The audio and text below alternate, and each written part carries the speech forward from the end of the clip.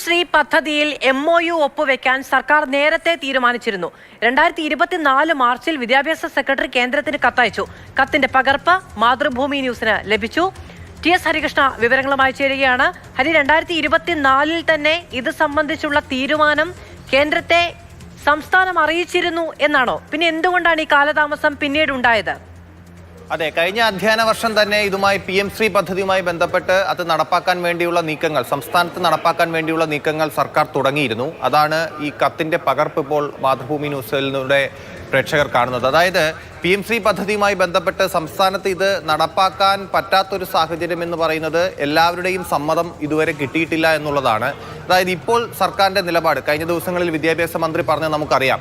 കുട്ടികൾക്ക് കിട്ടാൻ അർഹമായ പണം അത് കേന്ദ്രത്തിൽ നിന്ന് വാങ്ങിച്ചെടുക്കണം. അതുകൊണ്ട് ആ പണം നമ്മൾ പാഴാക്കേണ്ടതില്ലല്ലോ. അതുകൊണ്ട് ഈ പദ്ധതിയുമായി മുന്നോട്ട് പോകേണ്ടിയിരിക്കുന്നു എന്നുള്ള തരത്തിലായിരുന്നു വിദ്യാഭ്യാസ മന്ത്രിയുടെ പ്രതികരണം. പക്ഷേ ഇപ്പോഴും ഇതിൽ CPIയുടെ ഭാഗത്തു നിന്നുള്ള എതിർപ്പ് അതുപോലെ തന്നെ നിലനിൽക്കുന്നു എന്നുള്ളതാണ്. PM ശ്രീ പദ്ധതിയുമായി ബന്ധപ്പെട്ട് നടപ്പാക്കുമ്പോൾ നമുക്കറിയാം, ഈ ഓരോ സ്കൂളിൽ കേന്ദ്രം പറയുന്ന, അതായത് കേന്ദ്രത്തിന്റെ വിദ്യാഭ്യാസ നയം അംഗീകരിക്കണം.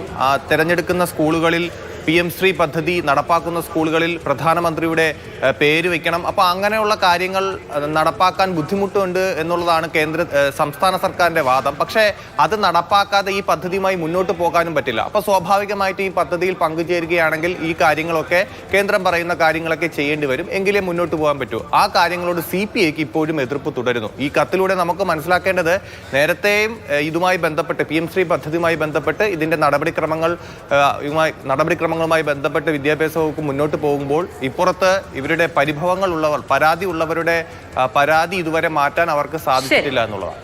ഓക്കെ, 2024 തന്നെ വിദ്യാഭ്യാസ സെക്രട്ടറി കേന്ദ്രവുമായി ആശയവിനിമയം നടത്തിയിരുന്നു. MOU ഒപ്പുവെക്കാനുള്ള തീരുമാനത്തിലേക്ക് എത്തിയിരുന്നു എന്നുള്ളതാണ് ഇപ്പോൾ പുറത്തു വന്ന കത്തിലൂടെ നമുക്ക് മനസ്സിലാക്കാൻ കഴിയുന്നത്. പക്ഷേ പിന്നീട് ഒരു വർഷം മുന്നോട്ട് പോകുമ്പോഴും ഇപ്പോഴും സർക്കാർ ആ ആലോചനയിൽ മാത്രമാണ്. കഴിഞ്ഞ ദിവസം വിദ്യാഭ്യാസ മന്ത്രിയാണ് ഒപ്പുവെച്ചേക്കും എന്ന രീതിയിലുള്ളൊരു പ്രതികരണം നടത്തിയത്.